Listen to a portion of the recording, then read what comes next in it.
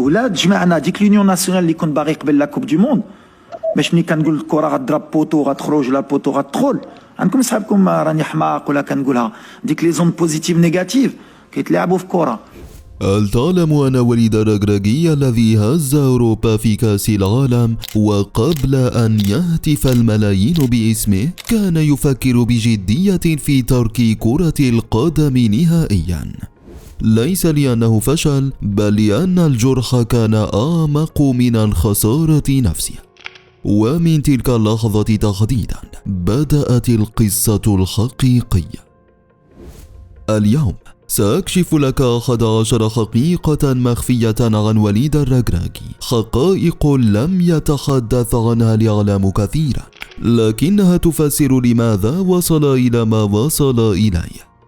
اكتب رأيك لنا في التعليقات من أجل المزيد من الوصول لهذا الفيديو، وفجر اللايك وهيا بنا نبدأ.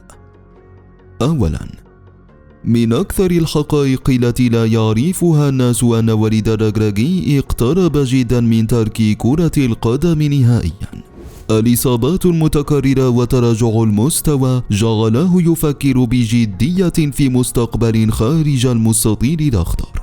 لم يكن الخوف من الفشل هو المشكلة، بل فكرة الاستسلام نفسها كانت تؤلمه أكثر من أي شيء. في تلك اللحظة لم يقل توقفت، بل قال سأعود لكن بطريقة أخرى.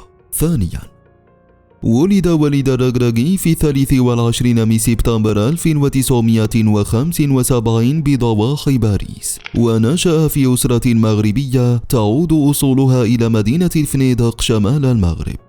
تأثر كثيرا بالمدربين الفرنسيين الذين لعب تحت قيادتهم، لكنه تعمد لاحقا بناء شخصية تدريبية خاصة به، لذلك يبدو أسلوبه بسيطا في الظاهر لكنه عميق في التفاصيل، وكأنه يقول السهل هو أصعب شيء. ثالثا، وليد الركراكي كان لاعبا دوليا سابقا مع منتخب المغرب، لكن المفارقة المؤلمة أنه عاش إحساس التهميش حتى وهو يحمل القميص الوطني. لم يكن عنصرا أساسيا دائما، ولم يكن الاسم الذي تتبعه الكاميرا أو تتغنى به العناوين. هذا الشعور بالظلم الكروي لم يكسر، بل زرع داخله فكرة عميقة: إذا أصبحت مدربا يوما ما سأنصف اللاعبين الذين لا يتحدث عنهم أحد. من هنا ولدت عقلية المدرب العادل، لا المدرب الباحث عن النجومية. رابعا، رغم صرامته الظاهرة على خط التماس، يعرف الركراكي داخل غرف الملابس بروحه الإنسانية العالية. هو مدرب يسأل عن العائلة قبل المباراة، وعن الحالة النفسية قبل الخطط التكتيكية. يتواصل مع لاعبيه حتى خارج المعسكرات، ما خلق علاقة تتجاوز كرة القدم. بعض اللاعبين لا يلعبون من أجل الفوز فقط، بل لأنهم لا يريدون خذلان هذا الرجل. خامسا، بعد نيله شهادة تدريب ألف، بدأ وليد الركراكي أول تجربة تدريبية حقيقية سنة 2014 مع نادي الفتح الرباطي. هذا النادي المعروف بهدوئه ومنحه الوقت للمدربين بعيدا عن ضغط الجماهير، كان البيئة المثالية لمدرب شاب يريد أن يتعلم ويخطئ ويصحح. وهنا بدأ الركراكي بناء شخصيته التدريبية بهدوء بعيدا عن الضجيج. سادسا، الركراكي لم يدخل الفتح كمدرب مؤقت، بل جاء بمشروع كروي متكامل بالتنسيق مع كل الفئات السنية وبشراكة مع أكاديمية محمد السادس. النتيجة كانت سريعة: التتويج بكأس العرش 2014، ثم بلوغ نصف نهائي كأس الاتحاد الإفريقي والإقصاء أمام الزمالك بفارق الأهداف داخل الميدان. وفي 2015 عاد إلى نهائي الكأس وخسره بركلات الترجيح، لكنه في نفس الموسم صنع التاريخ بقيادة الفتح للفوز بالدوري المغربي لأول مرة في تاريخه، ليصبح أصغر مدرب يحقق هذا الإنجاز. وفي نفس السنة استقبل في القصر الملكي ونال وسام الشرف من الملك محمد السادس. سابعا، الجوائز لم تتأخر كثيرا عن وليد الركراكي. توج بجائزة أفضل مدرب مغربي أعوام 2015 و2022، ونال جائزة أفضل مدرب عربي من سكاي نيوز سنة 2022، ثم جائزة أفضل مدرب في إفريقيا سنة 2023. أرقام تقول الكثير لكنها لا تختصر القصة.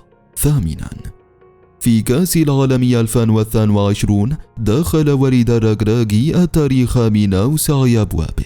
أصبح أول مدرب عربي وإفريقي يصل إلى ربع نهائي ثم نصف نهائي كأس العالم. إنجاز لم يكن وليد الحظ، بل نتيجة عقلية واضحة وانضباط وإيمان بأن المستحيل مجرد كلمة.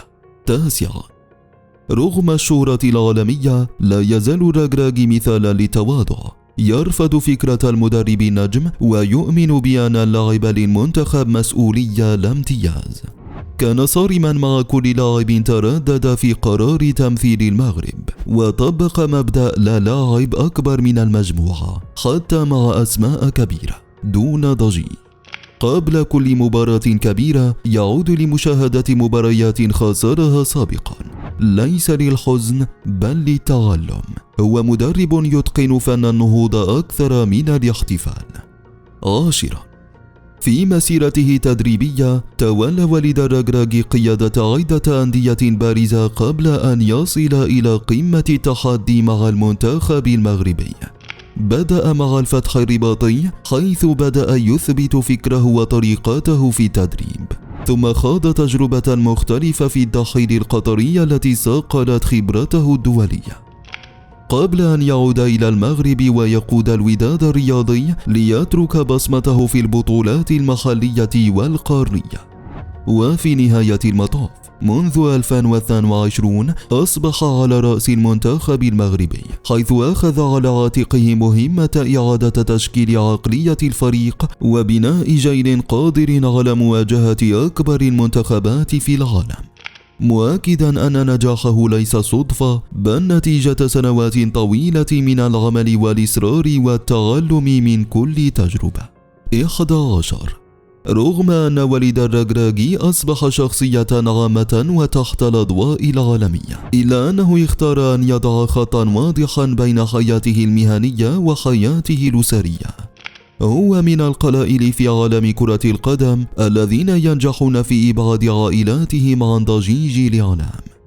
لا توجد تفاصيل رسمية واسعة عن زوجته، لكن بعض التقارير تشير إلى أن زوجته تحمل اسم أسماء الركراكي بعد الزواج، ومن أصول جزائرية فرنسية، وقد تعمدت البقاء بعيدة عن الأضواء وتفضيل حياة هادئة منخفضة الظهور. أما أبناؤه فلا تتوفر معلومات موثوقة عن أسمائهم وأعمارهم من مصادر رسمية، حيث يحرص الركراكي على حمايته من الشهرة المبكرة. بعض المصادر غير رسمية تشير إلى أن لديه أكثر من ابن وابنة، وقد يصل العدد إلى 3، لكن دون تفاصيل دقيقة. وكأن رسالة واضحة: في الملعب هو ملك للجميع، أما عائلته فهي خارج المنافسة وخارج العناوين. وهكذا كانت 11 حقيقة لا يعرفها الكثير من الناس عن وليد الركراكي، الرجل الذي حول الإحباط إلى إنجاز والتحديات إلى تاريخ. ولا نجاء دورك، أي حقيقة صدمتك أكثر؟ أم أي جزء من قصة الركراكي ألهمك لتكون أقوى في حياتك؟ اكتب لنا رأيك في تعليقات الآن، واضغط لايك إذا أحببت الفيديو، ولا تنسى الاشتراك في القناة لتصلك قصص النجاح التي لم يرد الإعلام أن تعرفها. تذكر، كل تعليق، كل لايك وكل اشتراك هو دعم لنا لنستمر في كشف قصص حقيقية ملهمة ومليئة بالحماس. شكرا لكم وإلى اللقاء.